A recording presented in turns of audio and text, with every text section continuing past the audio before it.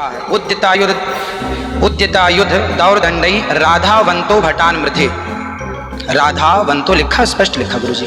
ऐसा है, नाश मत करिए।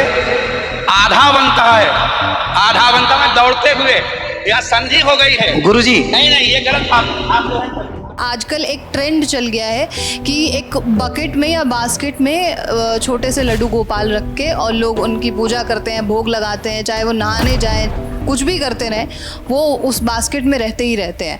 ये कितना सही लगता है आपको? अपने मन मुताबिक हमने पूजा पद्धतियां बना दी, अपने मन मुताबिक हमने गाने बना दिए, गीत बना दिए। आप बैग में लेके घूम रहे हैं, उस बैग में आप शौचालय से आ रहे हैं, वो हाथ भी लगते होंगे। खाना कहीं झूठ खा रहे हैं, वो भी लगता होगा। आपने विश्व पटल पर साबित कर दिया कि ये तो अपने हाथ की रक्षा नहीं कर सकते। हमारी रक्षा क्या करेंगे? इस भूमंडल की, इस ब्रह्मांड की रक्षा क्या करेंगे? आप एक बार उनकी कथा में चले जाओ और हमेशा के लिए आपके पाप कष्ट दूर हो जाएंगे, आप तर जाओगे। जो ये दिखाते हैं कि भाई ये फलाने लोग मेरे पास आए थे, उनका इंटरव्यू चल रहा है, वो कह रहे हैं हमें कोई फायदा नहीं मिला। जब वहां से चढ़ावा आ रहा है, उस चढ़ावे के उत्तराधिकारी, उस चढ़ावे का अधिकारी तो आप हो गए। जो वहां मर कट रहे हैं लोग, जिनके बेचारों के हाथ टूट गए, पैर टूट गए, माथा फट गया, उनके जिम्मेदार प्रबंधन संस्था वाले। आपने एक पूरे परिवार को सनातन धर्म से विमुख कर दिया। आज हिंदुत्व को बचाने का खतरा पैदा हो गया। कहाँ तो आधा विश्व हमारा था, बचाने में भी दिक्कत है। आज हम अपने अस्तित्व को, हिंदुत्व को बचाने में हमें बिल लाने पड़ रहे हैं पार्लियामेंट में। भाई आप अपने बेटे का रिश्ता करो, बेटी का रिश्ता करो, देख समझते करते हो ना। और जो देख समझ के नहीं करते क्या होता है? देश होता है या डिवोर्स, तो लड़की टुकड़ों में मिलती है। जिन्होंने साक्षात सूर्य को अपने मुंह में रखा और ये कह रहे हैं वो हमारे अंदर आ गए। अरे तुम्हारा शरीर झेल जाएगा हनुमान जी की शक्ति को? तुम्हारे इतने चिथड़े उड़ जाएंगे, तुम्हारे चिथड़े पता भी नहीं कहाँ कहाँ गए। तुम कह रहे हो हमारे अंदर हनुमान जी आ गए। हम हनुमान जी से बात कर लेते हैं।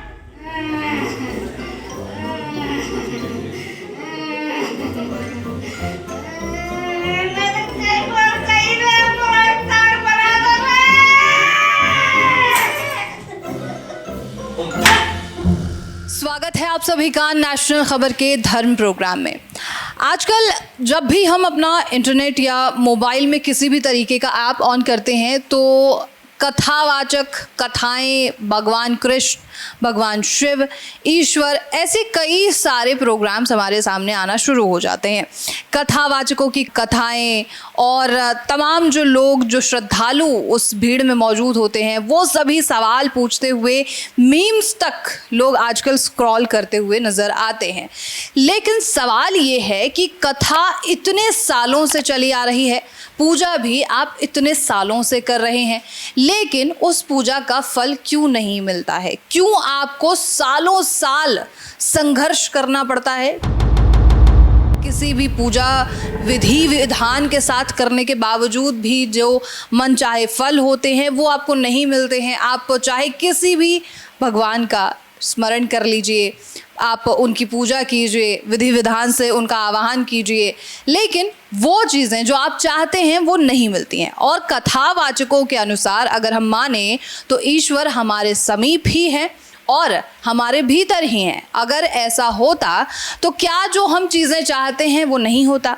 इसी पर चर्चा करेंगे कि आखिर जो हम जिन कथावाचकों की बात मानकर आजकल जो छोटे छोटे कथावाचक अपने रोते हुए कथाएं बताते हैं, भगवान शिव की या भगवान कृष्ण की कथाएं बताते हैं, वो कितनी सही है ये जानते हैं आज के इस खास प्रोग्राम में। और इसका टाइटल ख़ास तौर पे जो आपने पढ़ा होगा वो ये कि फेक कथावाचक एक्सपोज।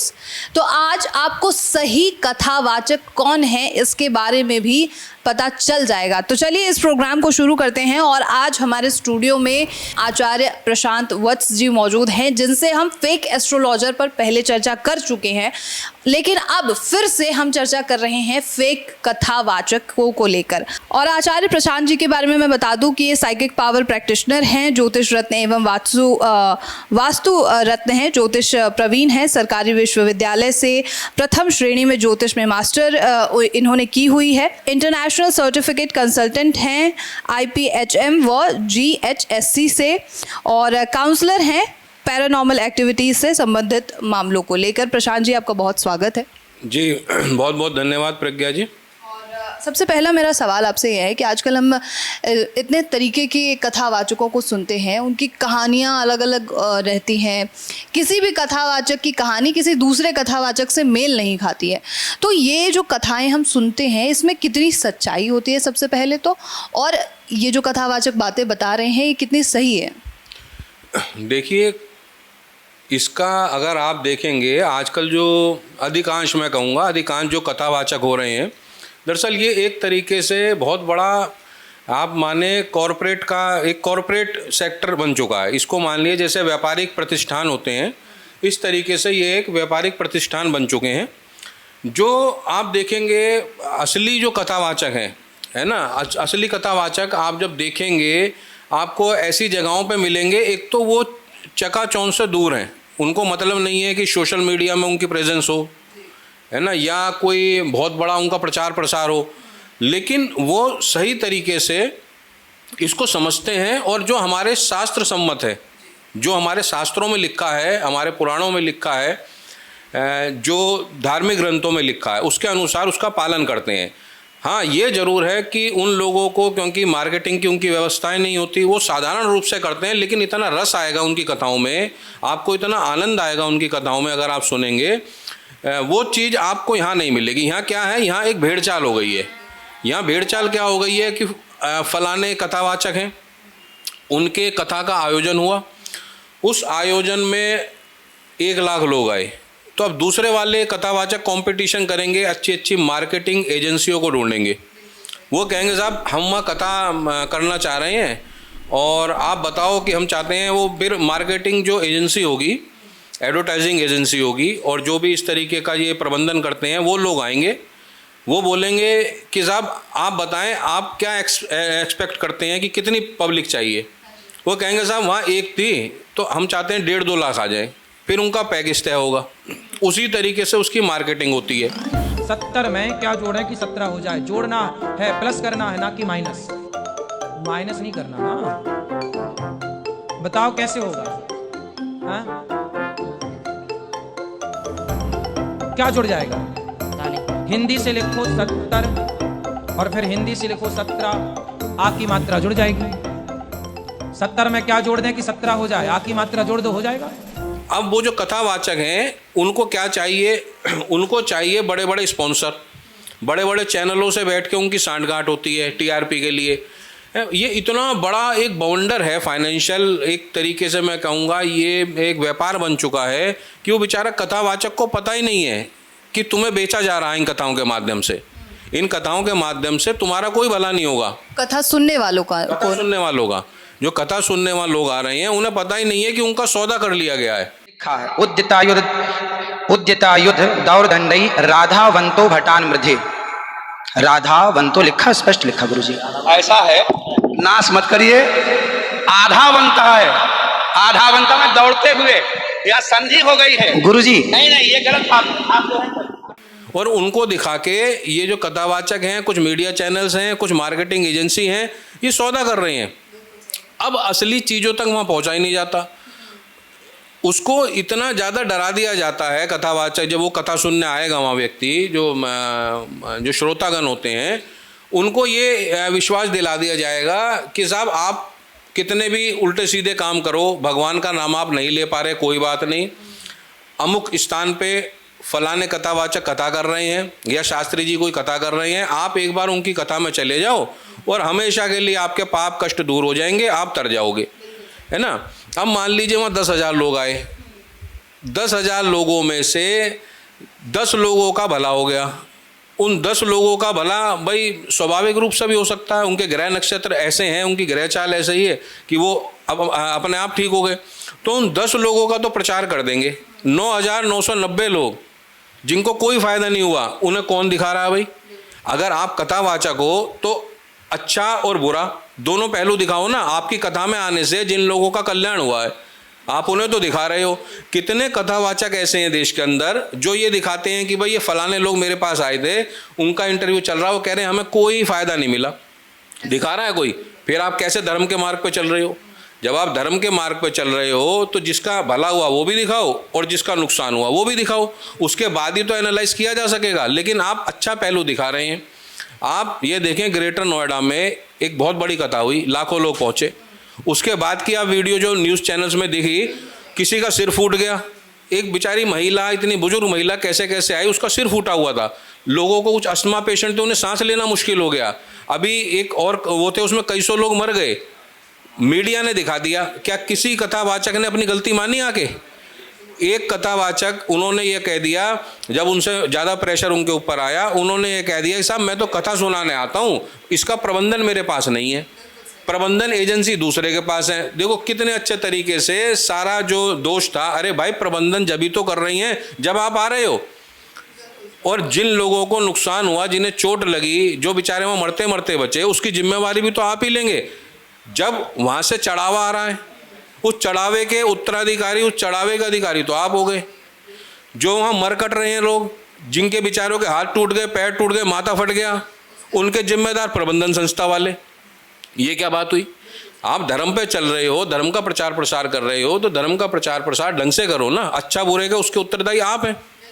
तो ये एक बहुत बड़ा, जो मैं देख रहा हूँ इतनी संख्या, और अच्छा स्पेशली क्या कहा जाता है, उसका प्रचार प्रसार कैसे करा जाता है? 2 लाख लोग पहुँच गए, 5 लाख लोग पहुँच गए। भाई 5 लाख लोग पहुँचे हैं, वो आपकी वजह से नहीं पहुँचे, वो अपने सनातन धर्म की वजह से पहुँचे हैं। वो ईश्वर पे विश्वास रखते हैं, उस विश्वास की वजह से पहुँचे हैं। लेकिन आप उनके विश्वास का क्या सिला दे रहे हैं? आपने तो कोई सिला नहीं दिया। वो बेचारे कष्ट में थे, कष्ट में ही हैं। आपने उन्हें सही राह नहीं दिखाई। किसी को आप बता रहे हो कि हनुमान जी मेरे दोस्त हैं। जी और लगाओ मार और टेस्ट करो यहाँ शरीर में आगे रह सक। ये सवाल मेरा आपसे होने ही वाला था कि आजकल कई कथावाचक जो हैं वो अपने आप को या तो ईश्वर बताना शुरू कर देते हैं, या ये कहते हैं कि उनका ईश्वर से कनेक्शन है कहीं ना कहीं। और कुछ लोग ये भी कहते हैं कि सिर्फ एक ही सुप्रीम गॉड है इस पूरी दुनिया में, इस पूरे यूनिवर्स को जो कंट्रोल कर रहा है। जिस तरीके से हम हायरार्की की बात कर रहे थे कि इस पूरे विश्व को सुप्रीम गॉड कंट्रोल तो कर ही रहे हैं, लेकिन उनकी जो हायरार्की में आते हैं वो भी कंट्रोल कर रहे हैं। आप जिनके वंशज हैं उन्हें पूजिए, उसके बारे में कुछ बताइए, क्या चीज़ें हैं वो? देखिए, सबसे पहली बात तो ये है कि ये लोग जो हैं इस तरीके के कथावाचक, मैं इन तरीके कह रहा हूँ जो आजकल ये बहुत बड़े व्यापारिक रूप से इसको अंजाम देने लगे।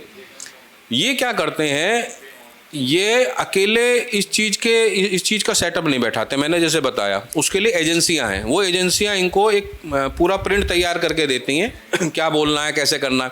आप बताओ, एक कथावाचक तो कह रहे हैं श्री कृष्ण की तरफ जाओ, एक कह रहे हैं श्री राम की तरफ जाओ, है ना, एक कह रहे हैं हनुमान जी को मानो, है ना। तो अलग अलग, अब व्यक्ति को पता ही नहीं, वो कंफ्यूज हो गया किसको माने, क्योंकि किसी के पास कोई भी यह करने को तैयार नहीं कि भाई आप जो भटक रहे हो या अटक रहे हो, इसका रास्ता हमारे वेदों के पास है ना। हमारे वेद सबसे प्राचीन ग्रंथ है, वेद से ही सब निकले हैं। तो कम से कम आजकल सोशल मीडिया की भी सुविधा है। हम अगर वेदों का अनुसरण करें, वेदों को देखें, तो वेदों में जो एक पूरा सिस्टम बनाया हुआ है, उस सिस्टम में लोग कहीं नहीं बैठते। ये अपने अपने हिसाब से सब लोग कर रहे हैं।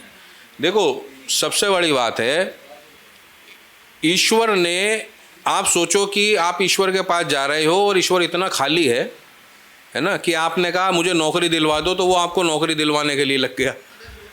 या ईश्वर इतना खाली है कि साहब मेरी शादी नहीं हो रही, मेरी शादी करा दो, तो ईश्वर ने सुबह तैयार हुए और भाई इसकी शादी करानी है। तो ये मूर्खतापूर्ण बातें हैं।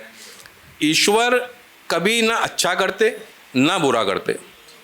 ईश्वर ने एक सिस्टम बना दिया, इस सृष्टि को रचा गया। इस सृष्टि को रचने के बाद इसके कुछ नियम तय किए गए। उस नियम के तहत ये सृष्टि संचालित हो रही है। उस नियमों में आप बैठेंगे सटीक, तो आपको वो मिलेगा फल। कोई कथावाचक अगर ऐसा कह रहा है कि आप मेरी कथा में आएँ, आपको मैं दोष मुक्त कर दूंगा, या मैंने अब देखा एक कथावाचक हैं बहुत प्रचलित हैं आजकल, तो वो क्या कहते हैं, वो पर्ची लिख के बता देते हैं कि इस तारीख तक आपका ब्याह हो जाएगा, हमने अर्जी लगा दी है। मैं कहता हूँ कि ऐसे जो लोग जा रहे हैं, पहली बात, जो हमारे वेदों में या धार्मिक ग्रंथों में कोई भी चीज़ है, आप उसका प्रमाण लेंगे ना, शब्द प्रमाण होना चाहिए।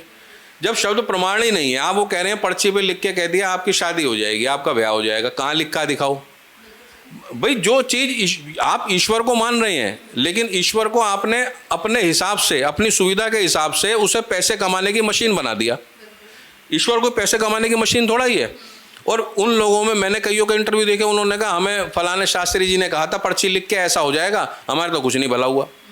तो उस बेचारे की मनोस्थिति आप समझो, उसका विश्वास हट गया धर्म से।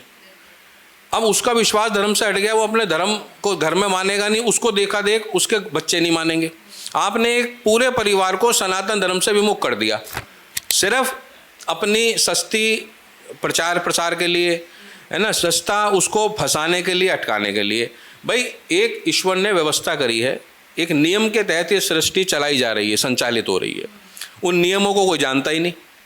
किसने पढ़ा है कि भाई हमें वेद सम्मत, वेद में हमारे लिए क्या नियम लिखे गए हैं? कोई पढ़ता है? कोई नहीं पढ़ता।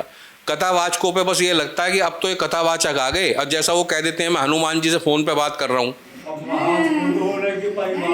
अच्छा, तुम्हारा स्थान खोदा है, तुम नाग योनि में हो, नाग योनि। अरे भाई आप ये कर क्या रहे हो? आप सनातन धर्म जो है, सनातन धर्म आदि दुनिया में था, आदि दुनिया में सनातनियों का राज था।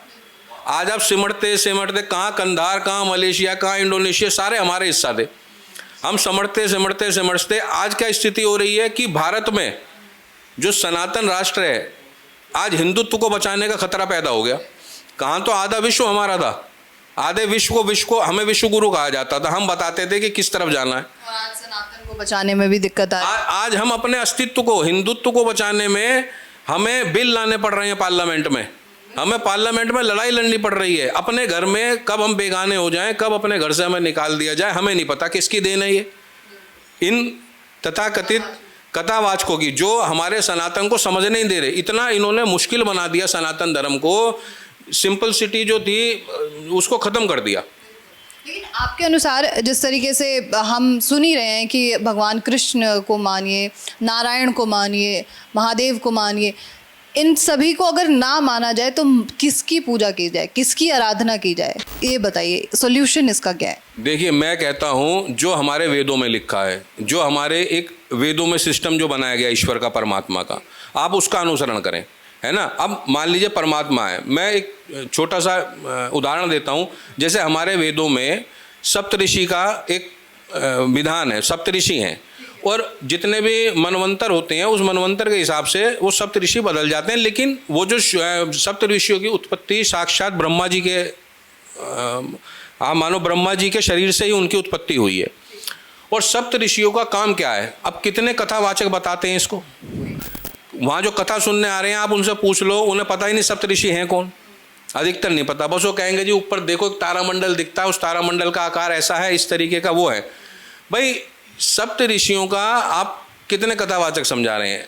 अब आपने कहा मानने की बात, हम सप्तऋषियों को अगर देखें, सप्तऋषियों का कार्य यही था, उसमें कश्यप जी हो गए, अत्रि जी हो गए, है ना, और इस तरीके के पूरा उसमें एक श्रृंखला है सप्तऋषियों की, है ना। भारद्वाज जी हैं, तो उसकी आप श्रृंखला कितने लोगों ने बताई है? कोई बताता ही नहीं। विश्वामित्र हैं। अब आप ये देखें गायत्री महामंत्र है, गायत्री महामंत्र किसने लिखा? आप पूछो, किसी को पता ही नहीं होगा, कोई बताता ही नहीं कि सप्तऋषियों में एक महर्षि ब्रह्म ऋषि विश्वामित्र जी हुए, उन्होंने गायत्री महामंत्र की रचना करी। उनका कार्य क्या है सप्तऋषियों का? सप्तऋषियों का कार्य ये है कि जो हमारी सृष्टि में है, सृष्टि जो है ये, इसका संतुलन बनाए रखना। सृष्टि का संतुलन परमात्मा ने दायित्व दे रखा है सप्तऋषियों को। आप कह रहे हैं कृष्ण जी को मानो, हनुमान जी को मानो या राम जी को मानो, वो परमपिता परमेश्वर हैं। परमपिता तो एक हो गया सुप्रीम पावर, सुप्रीम कोर्ट। आप सुप्रीम कोर्ट तक जाओगे कैसे? आप सुप्रीम पावर तक जाओगे कैसे? आपको यही नहीं पता आपके पड़ोस में कौन रह रहा है। आप कृष्ण जी को पा जाओगे, राम जी को पा जाओगे, हनुमान जी को पा जाओगे? आपको पता कुछ नहीं। और उल्टा ये कथावाचक जो इस तरीके के हैं, 2-2, 10-10 लाख की भीड़ जुटा रहे हैं जो सही चीज़ सिखाने वाली है। आप उन्हें बताओ सप्तऋषि का जो कॉन्सेप्ट हमारे वेद में है, ये क्या कॉन्सेप्ट है? सप्तऋषियों का कार्य क्या है? सप्तऋषियों का वर्तमान में जो कार्य हैं सप्तऋषियों के, ये कार्य हैं कि हमारा जो पूरा ब्रह्मांड का संतुलन है वो सप्तऋषि कर रहे हैं। हाँ, और उसमें आप सोचो कि साहब मैं तो सीधा ही भोलेनाथ को मान रहा हूँ, मुझे सप्तऋषियों की ज़रूरत नहीं। भाई ईश्वर को आप अपनी मर्जी से नहीं मान सकते। अगर आप ईश्वर को मान रहे हैं, धर्म को मान रहे हैं, तो धर्म में वर्णित जो नियम है उन नियमों के अनुसार मानेंगे। वो पिक एंड चूज नहीं है, वो पिक एंड चूज नहीं है कि साहब मैंने ये चाहा और मैंने हनुमान जी से फ़ोन पे बात कर ली, तो ये क्या मजाक कर रहे हैं भाई। आप अगर धर्म को स्वीकार कर रहे हैं तो उस धर्म को, जो धर्म में वर्णित बातें हैं, जो शब्द प्रमाण हैं, जो वहाँ प्रमाणित चीज़ें हैं, उसको पूर्ण रूप से मानना पड़ेगा। जब वहाँ ये कह दिया गया कि सृष्टि का पालन करना या सृष्टि का संचालन या बैलेंस करना सप्तऋषियों को जिम्मेवारी दी हुई है, सप्तऋषियों का दायित्व है।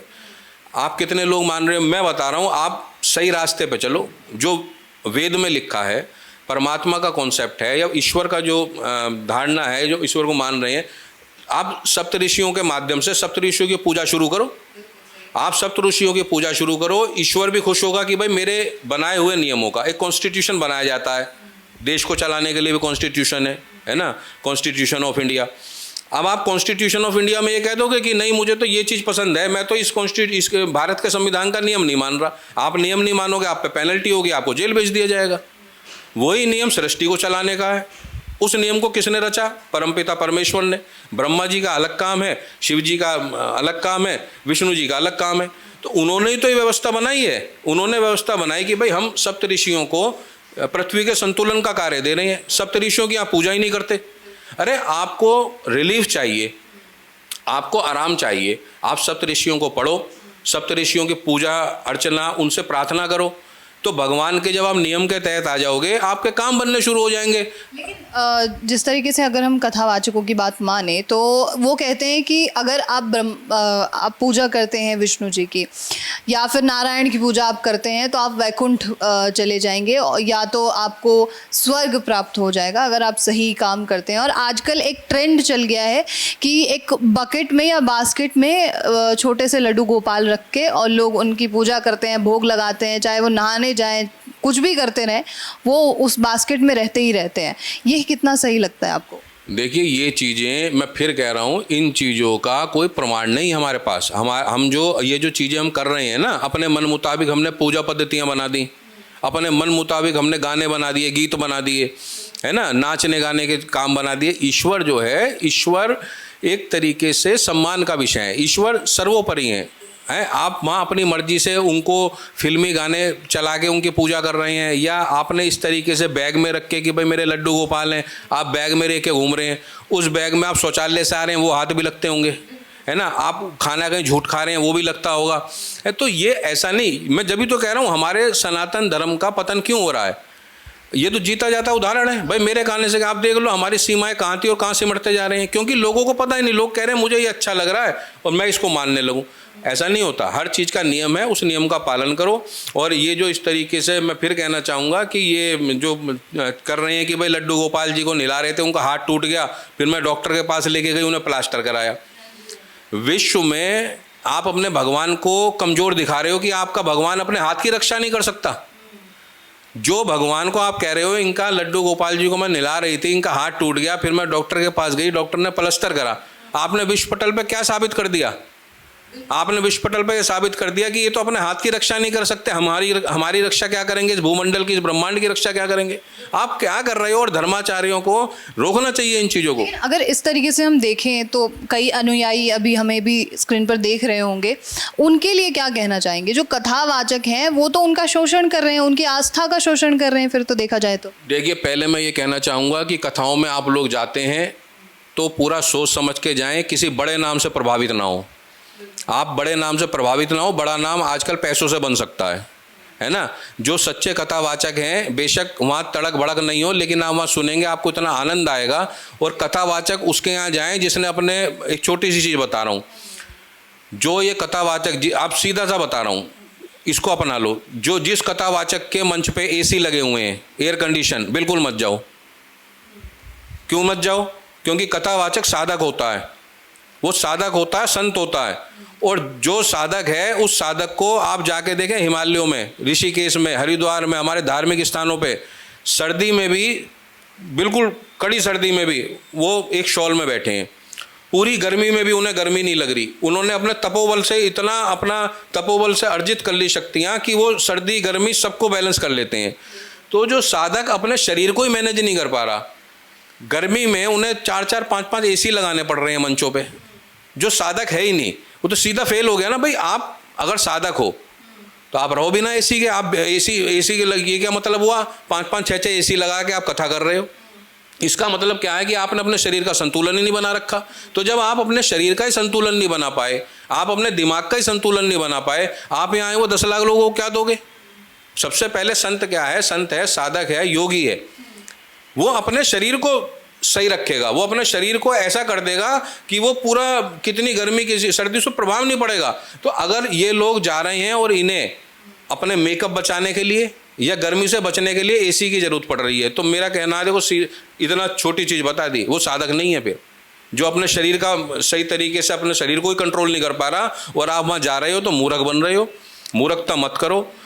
सीधा सा छोटी सी बात बता रहा हूँ, सप्तऋषियों को पकड़ लो, सप्तऋषियों की पूजा करो, बिल्कुल इतना बढ़िया आपका सिस्टम सेट हो जाएगा। बाकी जो लोग ऐसे कह रहे हैं और जो भगवान का हाथ से उड़ा रहे हैं, है ना, कोई कह रहा है, देखो ये बात बहुत गलत लगती है कि भाई हमने अर्जी लगा दी। अरे भाई आप अर्जी कहाँ, कौन से वेदों में या शास्त्रों में लिखा है कि कोई आदमी अर्जी लगाएगा? अर्जी शब्द कहाँ से आ गया? अर्जी तो हिंदू का शब्द ही नहीं है। ये शब्द अर्जी लगा दी, फर्जी लगा दी, पर्ची लगी, ये आप कर क्या रहे हो भाई? क्या आपने ड्रामा बना दिया अपने सनातन धर्म का? आपको क्या लगता है ये जो तमाम कथावाचक हैं इन सभी को टैक्स के दायरे में लेकर आ जाने से कुछ सुधार होगा? क्या लाना भी चाहिए या ऐसे ही रहने देना चाहिए इन लोगों को? देखो, टैक्स के दायरे में आप कितना भी प्रयास कर लो ये आ ही नहीं सकते। हाँ, ये इसलिए नहीं आ सकते, इसलिए नहीं लाया जा सकता इनको क्योंकि गवर्नमेंट्स की भी कहीं ना कहीं इनको सपोर्ट है। गवर्नमेंट की सपोर्ट इसलिए है इनको क्योंकि गवर्नमेंट को जब भीड़ जुटानी होती है या कोई बात करनी होती है तो इनसे बढ़िया साधन ही कुछ नहीं भाई। आप एक डॉक्टर है ना, या कोई व्यक्ति है, आप उसको अपने बस में करना चाहते हो, डॉक्टर कुछ भी कहता रहे वो नहीं मानेगा।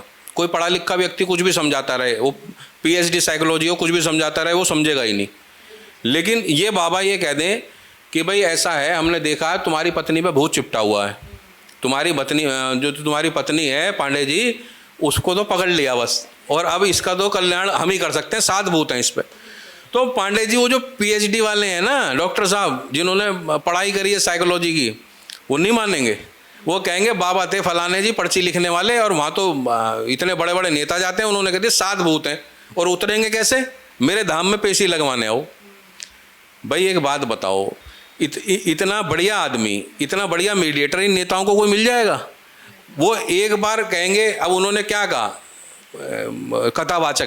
कथावाचक ने किसी पार्टी का नाम नहीं लिया, कुछ नहीं करा, लेकिन वो जो नेताजी आए थे वहाँ के, उनका कह दिया कि भाई ये मैं तो चाहता हूँ, ये तो यशस्वी नेता है और यही नेता होने चाहिए। अब इनडायरेक्ट वे में क्या मैसेज दे दिया? वोट दो इनको, ऐसे इनडायरेक्ट वे में मैसेज दे दिया कि इन्हें और इनकी पार्टी का समर्थन करो। कहाँ के कथावाचक हो भाई आप? कथावाचक का ये काम होता है? और फिर आप पेशी का मतलब आप कह रहे हो कि आपके धाम पे पेशी करेंगे तो भगवान हनुमान जी फल देंगे, और कनॉट प्लेस में जो हनुमान जी का मंदिर है, या जमुना बाजार में जो हनुमान जी का मंदिर है, या अयोध्या जी में जो हनुमान गढ़ी है, वहाँ हनुमान जी पेशी पे कुछ नहीं करेंगे? भाई आप मैं कह रहा हूँ समझ क्यों नहीं रहे? आप ये बातों को क्यों नहीं समझ रहे? आपको कैसे मूर्ख बना रहे हैं कि मेरे यहाँ आके पेशी करोगे तो आपका भला होगा, बद्रीनाथ जी जाओगे, केदारनाथ जी जाओगे, वहाँ भला नहीं होगा। लेकिन ये कथावाचक अपने आप को भगवान या ईश्वर क्यों बताने लग जाते हैं? कुछ कुछ हमने ऐसे बयान भी सुने हैं आजकल में। देखो, वो इसलिए बनाने लगते हैं, बोलने लगते हैं, क्योंकि आज का जो मनुष्य है ना, आज के मनुष्य को जो पढ़ाई कराई जा रही है, जो पढ़ रहा है, वो उसे बेचारे को पता ही नहीं है कि जीवन जीने की कला क्या है। उसको मशीन बना दिया गया है। उसको जो पढ़ाया जा रहा है विद्यालयों में, कॉलेजों में, स्कूल, अब आप देखो IIT करके आदमी बाबा बन रहा है। क्यों बन रहा है भाई? IIT तो इतनी बड़ी चीज़ है, लेकिन IIT करके वो बना क्या? बाबा बना। तो उसको पता ही नहीं है, उनको मशीन बना दिया गया। जब वो मशीन बना दिया गया, उसको सुसाइडल थॉट्स आने शुरू हो गए कि मैं आत्महत्या कर लूँ, जीवन को ख़त्म कर लूँ। फिर उसने कहा यार ऐसा करता हूँ, एक बार चलो इसी राह पे चल के देखूँ, बाबा बन के देख लेते हैं। देखूँ। अब वो अपने आप को क्या कह रहा है कि ये तो बहुत बढ़िया काम है। उसने अपने आप को भगवान घोषित करके IIT में, एक नहीं IIT करे मैं इतने लोग दिखा दूंगा, इतने लोग जो बाबा बने। फिर वो क्या करते हैं, जो वहाँ बेचारा ऐसा आदमी है डरा हुआ, सहमा हुआ, अपने कष्टों से, अपने परेशानियों से बिल्कुल त्रस्त, जिसको कुछ दिखाई नहीं दे रहा, तो डूबते को क्या कहते हैं, डूबते को ना जब डूब रहा होता है तिनके का सहारा होता है। उसे पता है ये तिनका उसे बचाएगा नहीं, उसे साफ पता है कि वो डूब रहा है और ये तिनका उसे बचा नहीं सकता, लेकिन उसको फिर भी सहारा दिखेगा वो, और वो उसे पकड़ेगा, वो तिनका भी डूब जाएगा, वो भी डूब जाएगा। तो क्यों? क्योंकि उन्हें बेचारों को इतना पता ही नहीं है, उन्होंने पढ़ा ही नहीं धर्मशास्त्रों को, धर्मशास्त्रों को पढ़ा नहीं, अच्छी जगह का गए नहीं, तो उन्हें ये दिखता है मैं परेशान हूँ। इतने में एक बाबा जी दिख गए कि मेरे धाम पे पेशी लगाओ और बिल्कुल हनुमान जी को फ़ोन कर देंगे। वो खुश हो गया, उसने सारे काम धंधे छोड़ के वो पहले टिकट कराएगा। अब उसका आदमी कह रहा भाई मेरी तो तनख्वाह भी नहीं आई कि मुझे कुछ नहीं पता, उधार ले लो, क्योंकि एक उसको आशा दे दी ना। और ये क्या है, अगर वो पढ़ा लिखा व्यक्ति होता, वो समझ जाता कि ये it's a part of dark psychology. ये डार्क साइकोलॉजी के तहत, साइकोलॉजी में पढ़ाई होती है कि हाउ टू ट्रैप माइंड, दिमाग को आप ट्रैप कैसे करोगे, लोगों के दिमाग को आप कब्जे में कैसे लोगे, पढ़ाई है ना। तो उन्हें बेचारों को पता नहीं है, तो इसलिए ये सीधा वो बड़े बड़े दावे कर देते हैं कि मैं ही भगवान हूँ, मैं ही सब कुछ आपका तारणहार हूँ। और अच्छा मैं कह रहा हूँ, ये गए, इनका कुछ हुआ नहीं, क्या कर लोगे आप? पुलिस इनके फेवर में, लोकल MLA MP इनके फेवर में, आप एक FIR भी नहीं लिखवा सकते, उल्टा आपकी पिटाई करके भगा देंगे, करोगे क्या? तो ये देखो, ये तो एक हमें खुद ही जागरूक होना पड़ेगा। और जो अच्छे लोग हैं, जो वाकई दिल से चाहते हैं कि सनातन का भला हो, सनातन का कल्याण हो, वो इस चीज़ को प्रतिबंधित करें कि नहीं भाई, जो ये पर्ची लिखना, झाड़ फूक करना, ये हमारे सनातन वैदिक धर्म का हिस्सा नहीं है। आप ऐसा करोगे तो आपको सनातन से बाहर कर दिया जाएगा। आप कथा कर रहे हैं, स्वागत है ना, भागवत जी कर रहे हैं, मानस जी कर रहे हैं, स्वागत है, लेकिन कोई नई पद्धति आप इजाद कर देंगे, नई पद्धति आप लाएंगे कि मैं पर्ची लिख के मन की बात बता देता हूँ, या मैं मटके में भूत कैद कर लेता हूँ, है ना, या मैं हनुमान जी से बात कर लेता हूँ, है ना। ठीक है, हम तो चैनल है हमारा, तो हमारे साथ तो ये है कि कोई अच्छा है तो भी ठीक, कोई बुरा है तो भी ठीक, उसे भी एक्सपोज करने का काम हम करेंगे।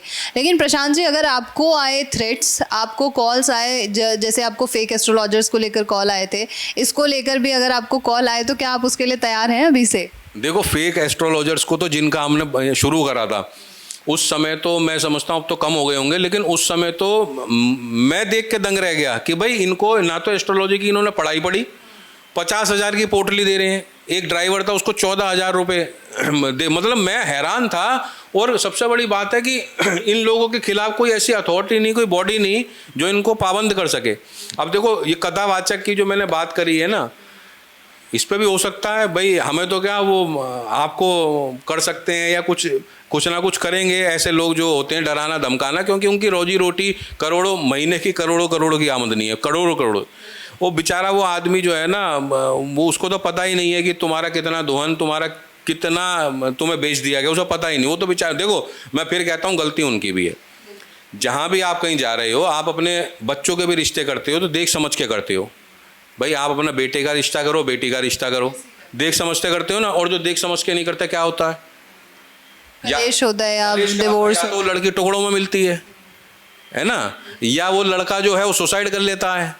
तो कौन दोषी है भाई? आपने क्या करना नहीं। और जो समझदारी से करते हैं, जो समझदारी से बच्चों की शादी करते हैं, देख समझ के उसके घर परिवार की करते हैं, तो सफलता से जीते हैं, दादा बनते हैं, दादी बनते हैं, नाना बनते हैं, नानी बनते हैं। तो ये गलती इनकी तो है ना, ये ठगे क्यों जा रहे हैं भाई? इन्हें बेचारों को ज्ञान ही नहीं है, मूर्ख आदमी है। बताओ, अब आजकल क्या चल रहा है, हनुमान जी को पकड़ लिया। अरे हनुमान जी साक्षात शक्तिपुंज हैं, भगवान सूर्यदेव जो इस सृष्टि के पालक हैं, जो इस सृष्टि को चला रहे हैं, जिनके बिना ना ईश्वर चल सकता, ना भगवान, ना देवी देवता, कोई भी नहीं चल सकता। उन सूर्य भगवान ने क्या संदेश दिया? उन सूर्य भगवान ने संदेश दिया, हनुमान जी के मुख में स्थापित हो गए, वो मुंह में उन्होंने संदेश दिया कि ये हैं हनुमान, ये हैं बजरंगबली, जिन्होंने साक्षात सूर्य को अपने मुंह में रखा, और ये कह रहे हैं वो हमारे अंदर आ गए। अरे तुम्हारा शरीर झेल जाएगा हनुमान जी की शक्ति को? तुम्हारे इतने चिथड़े उड़ जाएंगे, तुम्हारे चिथड़े पता भी नहीं कहाँ कहाँ गए। तुम कह रहे हो हमारे अंदर हनुमान जी आ गए, हम हनुमान जी से बात कर लेते हैं। तो ये मूर्खता वाली बातें हैं, हमारे लोगों को जागरूक होना पड़ेगा, नहीं तो आप अपना नुकसान करोगे, अपनी पीढ़ियों का नुकसान करोगे, और आप जब हताश होकर घर बैठोगे, आपके बच्चे देखेंगे कि भाई हमारे पिताजी ने पूजा पाठ छोड़ दी, धर्म छोड़ दिया, वो छोड़ देंगे, और जिस दिन उन्होंने धर्म छोड़ना शुरू कर दिया उनका पतन होना शुरू हो जाएगा, वो ऐसी सुसाइडल मरने शुरू हो जाएंगे, आत्महत्या करनी शुरू कर देंगे वो है, और आपका जीता जाता हंसता गाता परिवार ये खत्म हो जाएगा। इसलिए इसके दोषी 90% आप हो, 10% ये कथावाचक हैं। तो जहाँ भी किसी कथावाचक के जा रहे हो, बड़े बड़े बैनर पोस्टर देख के या उसने कह दिया पर्ची लगाओ पेशी लगाओ, इससे प्रभावित होकर मत जाओ, अपने धर्म को पढ़ो, नेट पे भी अवेलेबल है, बुक भी मिल जाती है, और समझो धर्म है क्या, उस ओर जाओ। बहुत बहुत शुक्रिया आपका प्रशांत जी, बहुत बहुत धन्यवाद। धन्यवाद, बहुत बहुत धन्यवाद प्रज्ञा जी। तो इस रिपोर्ट के माध्यम से एक चीज़ जो सबसे साफ होती है, सप्तऋषि का जो कॉन्सेप्ट है वो आज के इस प्रोग्राम में निकल के आया है, और सप्तऋषि को लेकर ख़ास करके हम एक और एपिसोड जो है वो पूरी तरीके से डिज़ाइन करने वाले हैं कि आखिर ये सप्तऋषि क्या हैं, किस तरीके से आप इनकी तरफ अग्रसर हो सकते हैं, और आखिर सच्चाई क्या है, इस पर हम ज़रूर चर्चा करेंगे। और इस दौरान कई ऐसी चीज़ें निकल के आई हैं कि आपको अपने धर्म के प्रति सबसे ज़्यादा सजग होना बेहद ज़रूरी है, क्योंकि आजकल ऐसे तत्व बहुत ज़्यादा मौजूद हैं हमारे इर्द गिर्द जो हमें हमारे धर्म से, हमारे ईश्वर से और हमारी आस्था से भटकाने की कोशिश करते हैं। बहरहाल आपका कोई सवाल हो आप ज़रूर हमसे पूछिए, और ऐसे तमाम रिपोर्ट्स के लिए आप नेशनल खबर के धर्म प्रोग्राम से जुड़े रहिए।